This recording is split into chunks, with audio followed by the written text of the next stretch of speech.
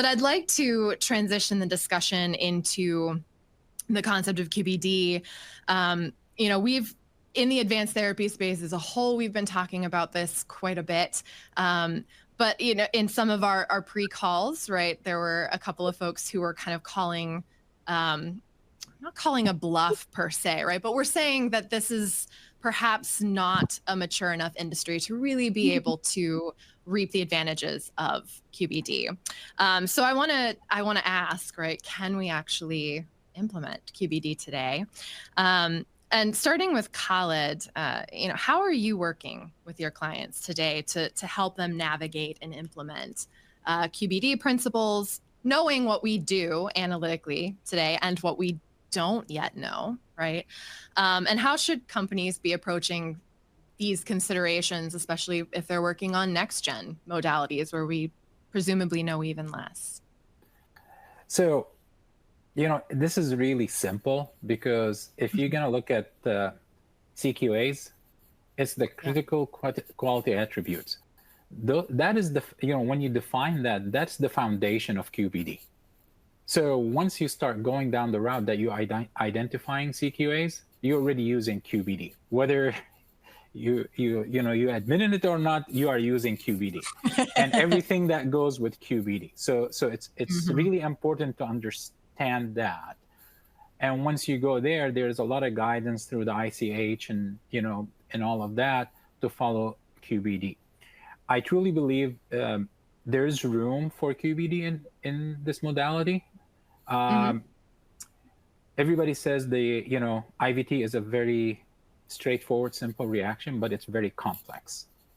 And there's still a lot need to be understood about polymerase and how it is behaving, because using different T7s or different mutants can give you better yield starting with less template. You have to to measure the yield, not only that I got that much, but also how much input of template you're putting in, because that could be a bottleneck for your process also. And also how much double-stranded that's generating, how much truncated, and all of that. It's all related to that. So yes, it's a simple a simple synthetic reaction, but it is at the same time complex. And what adds to the complexity is the nature of mRNA. So, and this is where QBD is very important, to do all your DOEs and figure out what are you measuring. So part of it is, if you're getting the size of mRNA that you're making to translate a certain protein, it's 9 times the size of the protein if you do the math, because for each amino acid you need X amount of codons, 3 codons to get there. So it's very large, it's highly charged, you can encounter a lot of secondary structures. So to analyze the mRNA as is, depending on the size, sometimes it's very difficult. And that's where the analytical challenge become, where you're gonna have to chop it, and depending how you chop it, how does that impact how it's behaving in the cell? So all of these need to be taken into consideration, which actually impact your process and how you report stuff. So part of also the quality by design that I think it's been missing in this is, when you define your CQAs, you got to define what you're measuring and what you're reporting. I mean, till today, if we talk about linear mRNA with a poly-A, my question has always been, so how do you characterize poly-A? Is it an ID test? Is it a purity test? Or is it a characterization test? Or it's all of the above? but that is really important. So, the same thing goes with ID. Everybody goes for sequencing, but there's limitation with sequencing. If you use certain sequencing like Sanger, you're only sequencing the ORF. You're not sequencing end-to-end. You're ignoring the UTRs. So these are the things that have to be looked into, and that's where I think it's important to look into that, and quality by design will help that quite a bit. But I want to go back to the point that Jim and Jeff been making, and I've been actually making that point too. 40 years ago, we got the first monoclonal therapeutics on the market. The purity test for that was a gel. You see one band and everybody was happy.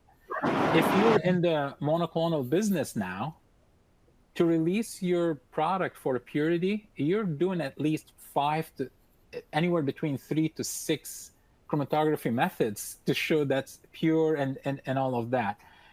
And I truly believe, and I've been saying that for a while now, mRNA gonna go to that level, because each method gonna give you something different about what you see, and understand, what impurities you have and all of that. So, but again, the whole thing is, if you're following CQAs and you're saying I'm gonna test for CQAs, right there, you already started the You're QBD already. process. Yeah.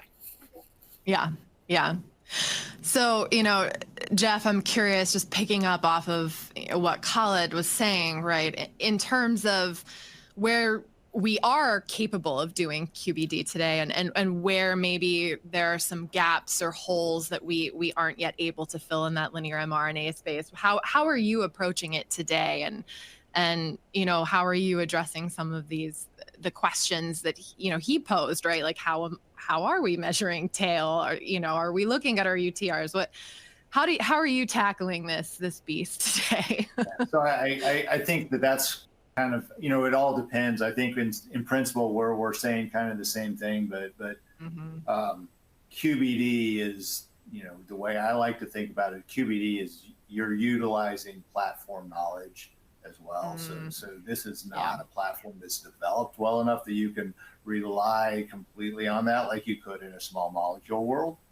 But you can use QBD concepts and principles, right? And so I think we're saying basically the same thing, but that's exactly what we do. Like we want to utilize the idea behind it. What do we think our CQAs should be?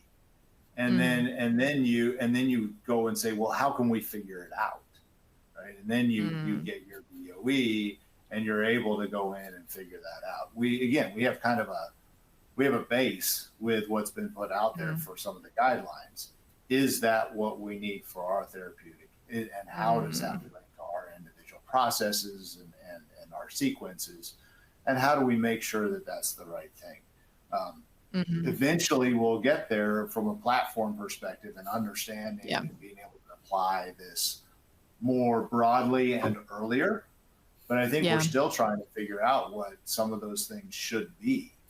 And the only way to do that is, again, it's the grind, right? You got to go into the lab, you got to figure it out, you got to run all the analytical methods. So it's all very connected, right? Like your process development and understanding what's important comes from being able to analyze a lot of different things. So the better your methods are, and the more characterization you do, the more you're going to understand what the CQAs are and be able to fully develop your process. But using again, I like to just put it in the terminology of the QBD framework or concepts, rather than just saying we're going, whole hog, right? We don't have enough information to do that. To actually do this. No, I like that. And thinking about it too, in terms of don't be squeamish in terms of your characterization, right? Really explore a lot. We hear this, I think, very regularly as an industry, don't be afraid to really look at everything. But there tends to be, I think there can sometimes be concerns about that as well, right? Because you can't always explain everything.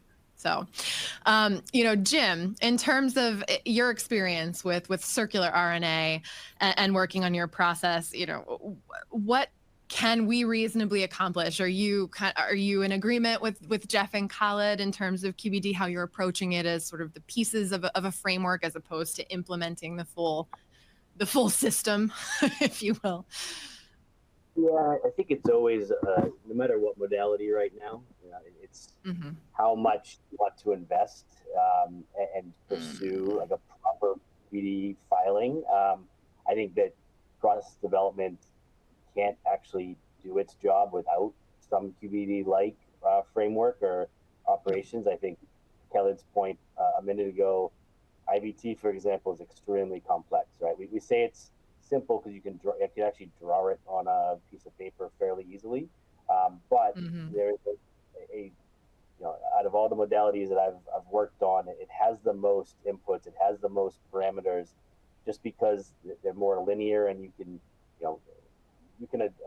modulate them with a good amount of consistency. It doesn't mean that it's not, it is simple itself. So using your DOEs, changing as many parameters, because again, we still, like we've said already multiple times, we still don't really know the full list of CQAs at this point. Yeah. It's going to take time.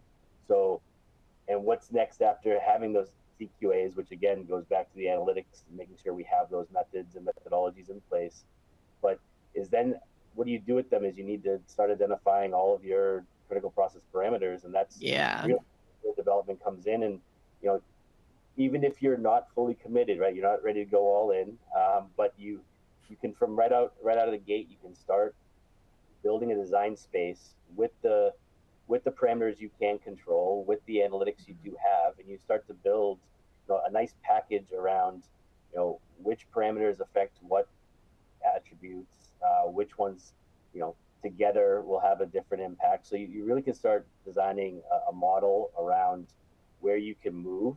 I think it's critical. I don't see how you can look at something as complex and somewhat still unknown, such as RNA in general, without taking an approach of, we don't know what we don't know, so we must look for failure points, look for the curvature of your models, and really start building out an understanding for that. I think